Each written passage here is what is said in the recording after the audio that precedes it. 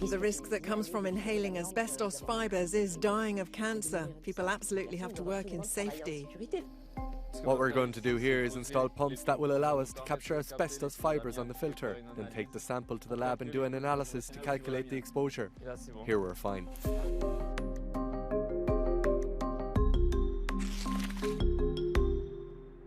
With Europe's climate change targets, 35 million buildings are expected to be renovated by 2030, and many workers risk being exposed to asbestos. So how should we reinforce protection against this toxic material, which remains present in many buildings? To increase workers' safety, the European Commission is proposing to reduce tenfold the professional exposure limit to asbestos fibres from current levels. This limit is already in place in France, and I'm here in the Toulouse region to meet professionals from the sector. On this asbestos removal site in the north of Toulouse, Emmanuel, the decontamination manager, explains the many security measures in place. For workers, there's personal protective equipment and respiratory protection devices. This depends on the level of dust and the risk analysis of the construction site. Then a mobile decontamination unit, fences, a display, some signage and a waste area. France has a very strict regulatory framework on the means to be used for the protection of workers and the environment on such sites. Dust measurements are systematically carried out. So there are environmental pumps like this, and there are also measurement pumps for the operators to monitor compliance with the occupational exposure limit.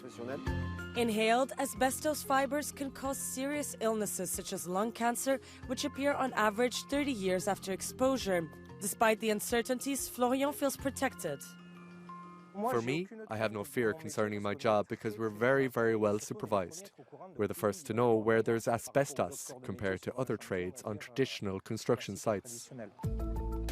In Europe, 4 to 7 million workers could potentially be exposed to asbestos. 97% of them work in construction and 2% in waste management. So what does the European Commission propose to protect these workers? Here's our crash course. Asbestos has been banned in the EU since 2005. However, it continues to kill. An estimated 78% of work-related cancer cases are linked to asbestos.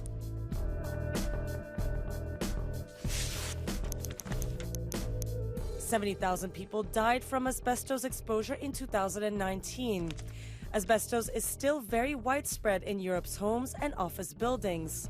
The main threat is when it's disturbed during renovation works. So the European Commission is proposing to make the limit for asbestos exposure across the EU 10 times lower. The threshold would drop from 0.1 fibres per cubic centimetre to 0.01 fibres per cubic centimetre.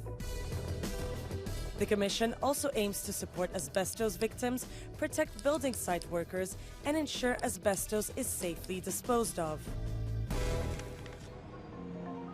We're heading south of Toulouse. In this risk management company, I join Olivier, its director, at the Asbestos Training Center.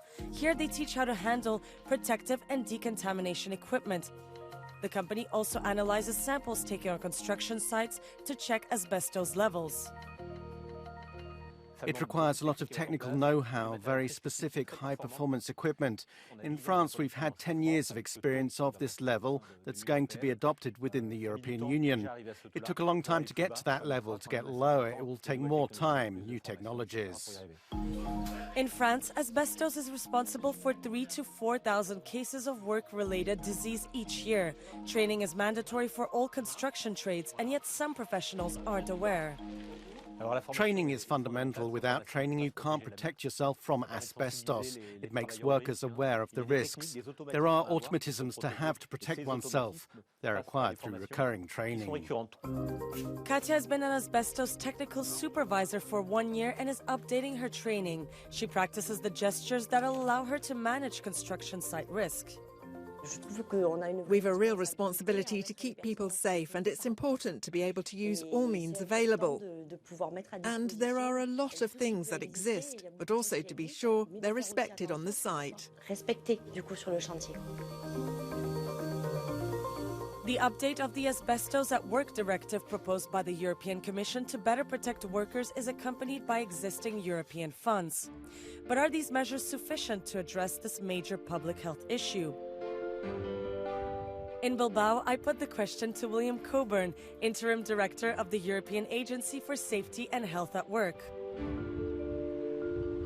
Today, we're seeing the deaths related to exposures that took place in the 80s and 90s. When we renovate or we carry out construction works, we risk exposing workers again to asbestos. So what we need are good procedures in place. We need to have the strong legislation that has been proposed with good technical measures recommended in there. How about the proposal from the European Commission to lower the exposure limit of asbestos fibers? Asbestos fibers are carcinogenic, and as such there is no totally safe level of exposure. The more fibers are breathed in, the greater the risk of developing an illness. The legislation actually obliges employers to reduce the level of exposure to the lowest possible technical level. So the exposure limit is not an acceptable limit. It is actually an upper threshold. By putting in place a limit that is 10 times stricter, we should anticipate quite increased levels of protection for European workers, but that needs to go together with awareness raising, with guidance and tools, and with proper procedures and strategies. Many trade unions think that the exposure limit should be 100 times lower to effectively protect the workers. Well, this is a difficult issue and one that the Commission has addressed through quite extensive studies. At some point you're approaching the background limit. Here we are in Bilbao, we'll be breathing in asbestos fibers at a very low concentration. So really you have to find a practical limit. What would be the cost of implementing these measures? The study estimates that these costs are not so great and mostly will be able to be passed on to customers. There will of course be some costs for the governments, as they will have to train inspection services, put in place new laboratory facilities for detecting these lower levels. But all of these costs really pale into insignificance when we compare it to the savings for society from the reduction in lost productivity, in treatment and hospitalization costs, in compensation payments, and maybe most important of all, the cost in human suffering that we're seeing. Thank you. It's a pleasure. Thank you. For this new limit to be compulsory across Europe, the Parliament and the Council of the European Union will have to reach an agreement to help better protect workers against cancer.